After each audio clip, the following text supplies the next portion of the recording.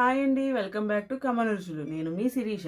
ఈరోజు మనం చేసుకోబోయే రెసిపీ వచ్చేసి ఈ మధ్య కాలంలో బాగా ఫేమస్ అయినటువంటి బ్రేక్ఫాస్ట్ అదేనండి, మిల్లెట్ దోశ. నేను చెప్పిన మెజర్మెంట్స్తో చేశారంటే దోశ అనేది క్రిస్పీగా అలాగే రుచిగా కూడా ఉంటుంది.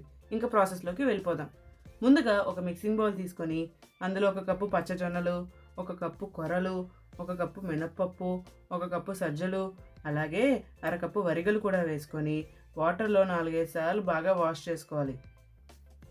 మనం ఈ మిల్లెట్స్ ఎన్నిసార్లు వాష్ చేసుకుంటే అంత బాగుంటుంది. ఇలా వాష్ చేసుకున్న మిల్లెట్స్ని ఒక 4 గంటల పాటు నానబెట్టుకొని పక్కన పెట్టుకోండి.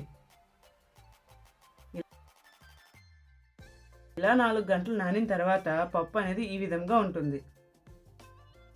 ఇప్పుడు వాటర్ స్ట్రెయిన్ చేసుకొని మనం దోశ బ్యాటర్ని ఎలా ప్రిపేర్ చేసుకుంటామో అలా ప్రిపేర్ చేసుకోవాలి. ఇలా ప్రిపేర్ చేసుకున్న దోశ బ్యాటర్లో మీ రుచికి సరిపడంత ఉప్పు వేసుకొని బాగా కలిపి ఒక 6 గంటల పాటు ఫెర్మెంట్ చేసుకోవాలి. ఇప్పుడు ఇంక లేట్ ఎందుకు, దోశలు వేసుకుందాం పదండి. ముందుగా ప్యాన్ పెట్టుకొని ప్యాన్ హీట్ అయిన తర్వాత ఒక గరిటె నిండా పిండి తీసుకొని పల్చగా దోశని వేసుకోవాలి.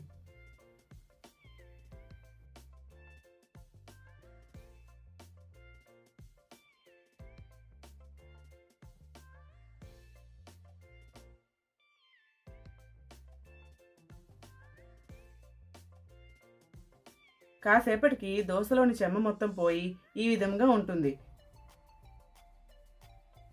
ఈ సమయంలోనే కొద్దిగా నెయ్యి లేదా నూనె మీకు ఏది నచ్చితే అది వేసుకుని దోరగా వేయించుకోండి. ఇది గనక మీ పిల్లలకు బ్రేక్ఫాస్ట్గా పెట్టారనుకోండి, లంచ్ టైం వరకు వాళ్ళకి ఆకలి అనేది వేయదు. ఇలా వేగిన తర్వాత ఒక సర్వింగ్ ప్లేట్లోకి సర్వ్ చేసుకోవడమే.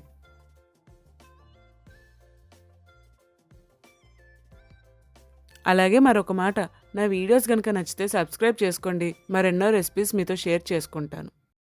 ఇప్పుడు దోశల్లోకి పల్లి చట్నీ ప్రిపేర్ చేసుకుందాం. ముందుగా కడాయి పెట్టుకొని అందులో 1 టేబుల్ స్పూన్ ఆయిల్ వేసుకోవాలి. ఆయిల్ హీట్ అయిన తర్వాత మీ కారానికి తగినన్ని పచ్చిమిరపకాయలు వేసుకొని దోరగా వేయించుకోవాలి.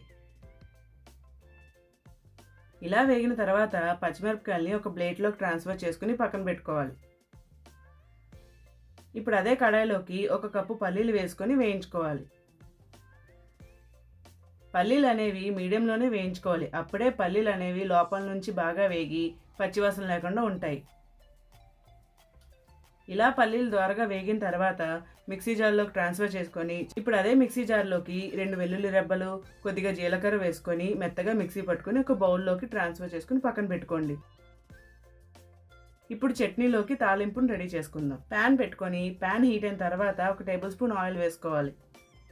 ఆయిల్ హీట్ అయిన తర్వాత 1 టేబుల్ స్పూన్ జీలకర్ర, 1/2 టేబుల్ స్పూన్ ఆవాలు, 1 ఎండుమిరపకాయ, కొద్దిగా కరివేపాకు వేసుకొని దోరగా వేయించుకోవాలి.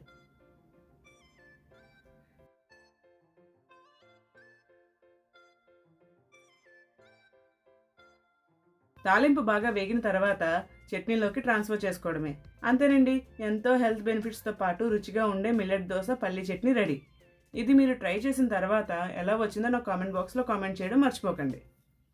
అమ్మ వంట నచ్చే లైక్ చేయండి, షేర్ చేయండి, కమెంట్ చేయండి, దాంతో చేయండి.